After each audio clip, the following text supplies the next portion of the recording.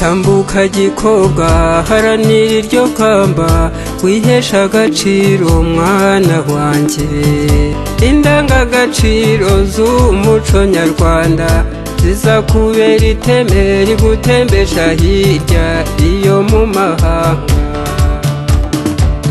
nugerayo shenge uzaratire bose ibyiza by'u Rwanda dore warahavutse mwana wanjye kandi ntaheza nk'iwanyu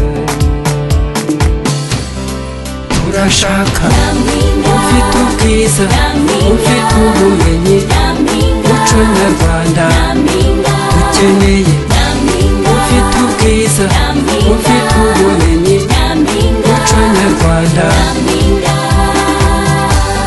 ubereye u Rwanda ubereye u Rwanda uwo niwe dushaka umwari w'u Rwanda ubereye u Rwanda kandi mu bimuranga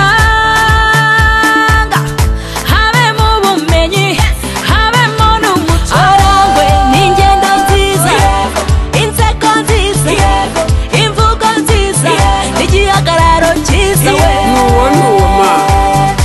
ufite urukundo ufite n'urugwiro turashaka ufite umuco ufite ubwiza ufite urugwiro dukeneye ufite umuco ufite ubwiza ubereye u Rwanda ubereye u Rwanda ubereye u Rwanda ibyiza by'iwacu dufite ibyatsi dufite ibisabo dufite inyambo inka zirakamwa iwacu nyampinga arakamisha